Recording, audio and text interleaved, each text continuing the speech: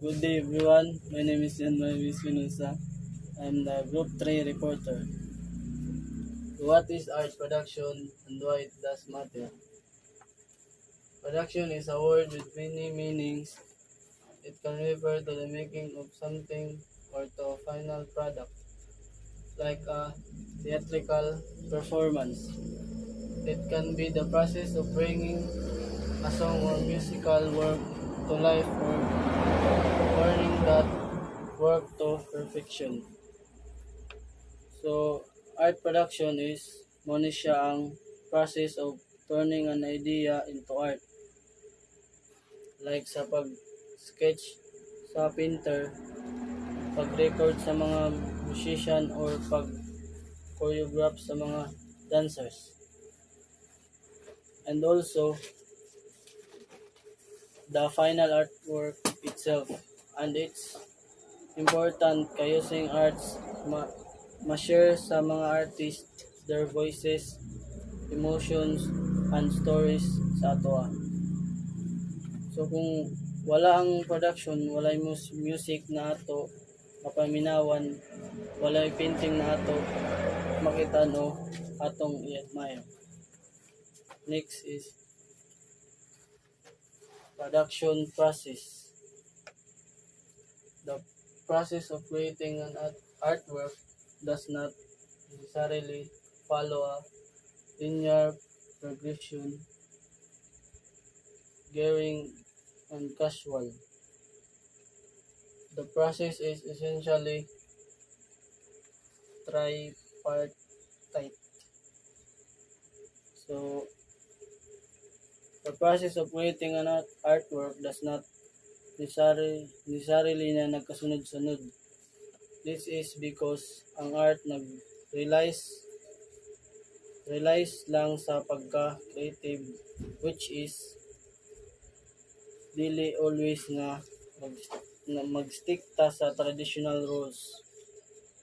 But naay tulo ka basic structure to guide the process.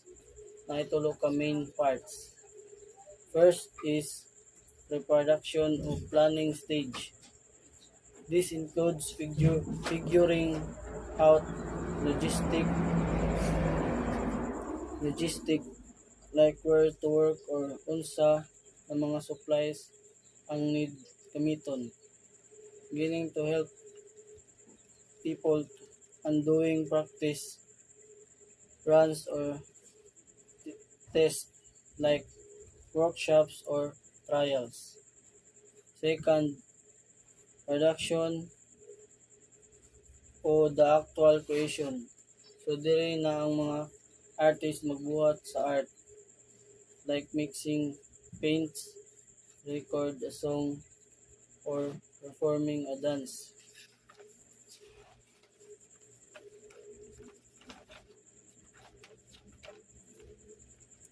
But sometimes pre-production and production happens at the same time to save resources. So lastly is post-production or polishing and sharing. So diri na i-finalize o i-share ang art like displaying a painting in gallery, launching a book, or reviewing a movie. By this stage, the artwork is ready for the public or private viewers. Next is award, recognition, and renown. An award is something that is conferred or bestowed especially on the basis of merit or need. In the case of artists and artisans, they are qualified of being awarded because of the number of years they practice their craft. So, ang award is mauna siya ang prize given to artists or artisans for their skill, hard work, or contributions. while ang recognition is respect from within the art world, like for example other artists, critics or organization praising your or their works. So, so ang renown is renown is being famous. The art would do so even people who don't usually care about art known your name. National and Gumaba artists, notable works and contributions. If other countries are busy giving accolades to their own artists, the, the Philippine Congress passed Republic Act number 7355, or also known as Gawad sa Manlilikha ng Bayan or Gamaba, or the National Living Treasure Award. Categories. The award shall be given in each but not limited to the following: categories of traditional folk arts, folk architecture, maritime transport, weaving, carving, performing arts, literature, graphics, and plastic arts. Ornament, textile or fiber art, pottery, and other artistic expression of traditional culture. So, ang Gamaba or Gawad sa Manlilikha ng Bayan, it is award given in the artist for their outstanding contributions sa art and culture. Examples sa notable national artist and contribution is Fernando Amorsolo, visual arts painting. Sikat nga buhat niya is ang planting rice and portraits sa kinabuhi sa bukid. An example of Gamaba artist is Silang Dulaida, Inalak Weaver from South Cotabato. Ang iyang sikat nga buhat is the Inalak. Habol siya gihimo from Abaka. What are the incentives received by the awardee?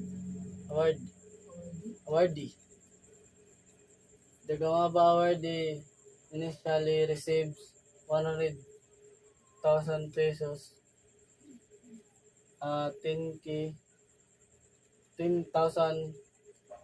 pesos monthly financial assistance, and a gold medallion. They may also receive an additional monthly personal allowance of 14,000 pesos and a maximum cumulative amount of 750,000 pesos for medal and hospitalization benefits annually. Ad hoc panel of experts, composed of experts in traditional folk arts, representatives from various cultural and governmental bodies, to ensure a fair selection of the potential awardees. The Gawad sa Manlilikha ng Bayan Committee shall be assisted by an ad hoc panel of experts consisting of experts in the traditional folk art categories list below. So, ang ad hoc means a temporary, dili permanent nga group. Himo lang kung need.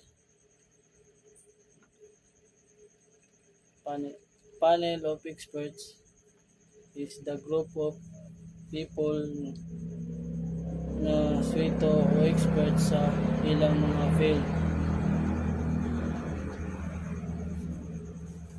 So, ad hoc panel of reviewers.